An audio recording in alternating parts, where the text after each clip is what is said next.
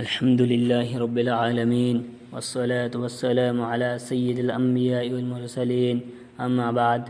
محترم معزز حاضرین جلسہ اور ساتھیوں، آج میں آپ حضرات کے روبرو توبہ کی حقیقت پر مختصر لیکن جامع نہایت مفید باتیں عرض کرنے کے لیے حاضر ہوا ہوں۔ مجھے امید ہے کہ میری حوصلہ افزائی کی جائے گی۔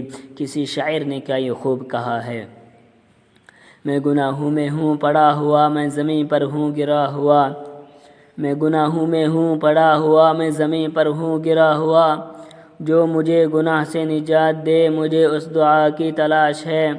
میں نے جو کیا وہ برا کیا، میں نے خود کو خود ہی تباہ کیا، میں نے جو کیا وہ برا کیا، میں نے خود کو خود ہی تباہ کیا، جو مجھے پسند ہو میرے الہ مجھے اس ادا کی تلاش ہے۔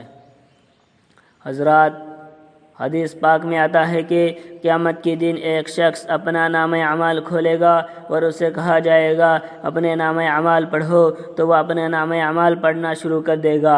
اب چونکہ وہ دنیا میں بڑے سے بڑا جرم اور گناہ کیا ہوگا اور چھوٹے چھوٹے گناہ بھی کیا ہوگا، تو وہ شخص اللہ سے حیا و شرم کرتے ہوئے جو بڑے بڑے گناہ ہیں ان کو چھوڑتا جائے گا اور چھوٹے چھوٹے گناہ پڑھتا جائے گا۔ جب وہ شخص اپنا سارے نامہ اعمال پڑھ چکے ہوگا تو آواز آئے گی، بندے جب میں تیرے سارے گناہوں کو نیکی میں تبدیل کر دیا، تو یہ سن کر وہ شخص کہے گا، یہ اللہ ابھی تو میرے بڑے بڑے گناہ باقی ہے جس کو میں نے پڑھا ہی نہیں۔ تو یہ اللہ کا کرم مہربانی ہے کہ بڑے بڑے گناہوں کو نیکی میں تبدیل کر دیتا ہے، اور بندہ جتنا بڑا گناہ گار ہوتا ہے اگر سچے دل سے توبہ کر لیتا ہے تو وہ اتنا بڑا نیکوکار بن جاتا ہے۔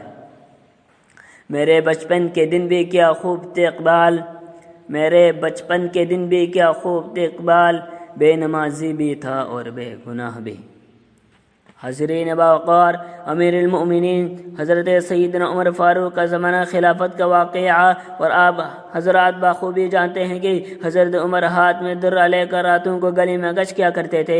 ایک روز حضرت عمر دن میں گشت کر رہے تھے اور ایک شرابی دن کو شراب لے جا رہا تھا۔ جیسے ہی وہ شرابی گلی کا موڑ کاٹا تو دیکھا کہ آگے سے حضرت عمر آ رہے ہیں۔ وہ شرابی حضرت عمر کو دیکھ کر ڈر گیا، دل ہی دل میں یہ کہا، اے اللہ، حضرت عمر کے گہر غصے سے مجھے بچا لے، سارے زندگی شراب نہیں پیوں گا۔ وہ شخص دل ہی دل میں سچی توبہ کر لیا اور جلدی سے شراب کی بوتل چھپاتے ہوئے بغل میں دبا لیا۔ اتنے میں حضرت عمر اس کے قریب آ پہنچے۔ انہوں نے شرابی سے گرج کر کہا، تیرے پاس کیا ہے؟ اب وہ ڈر سے تر تر کانپ رہا تھا۔ حضرت عمر نے کہا، نکالو۔ اب وہ اور بھی تر تر کانپنے لگا، بغل سے شراب کی بوتل نکالا، مگر اب وہ شراب نہیں تھا، سرکہ بن چکا تھا۔ ضمیر جاگ ہی جاتا ہے اگر زندہ ہو اقبال، ضمیر جاگ ہی جاتا ہے اگر زندہ ہو اقبال، کبھی گناہ سے پہلے تو کبھی گناہ کے بعد۔ محترم حضرات، جو اللہ شراب کو سرکہ میں بدل دینے پر قادر ہے، وہی اللہ اپنی بندوں کے گناہوں کے نیکی میں بدل دیتا ہے۔ تو یہ ایک سر بطور مثال دکھائی کہ دیکھو، شراب کو سرکہ میں تبدیل کر دیا، وہ اللہ تمہارے گناہ بھی نیکی میں تبدیل کر دے گا۔ تم آؤ تو صحیح اس کے چوکٹ پر، تم ہاتھ تو پھیلاؤ، آنکھ سے آنسو تو بہاؤ، ندامت تو ہو اپنے گناہوں پر، اللہ ضرور تمہاری توبہ قبول کرے گا۔ حاضرین گرامی، حضور صلی اللہ علیہ وسلم نے فرمایا، لوگوں سن لو، جو جوان جوانی میں توبہ کرتا ہے وہ اللہ کا حبیب ہے، اور جب کوئی جوان جوانی میں توبہ کرتا ہے تو اللہ کا عرش بھی خوشی سے جھوم اٹھتا ہے۔ اللہ تعالیٰ جوانوں کی توبہ قبول فرماتے ہیں۔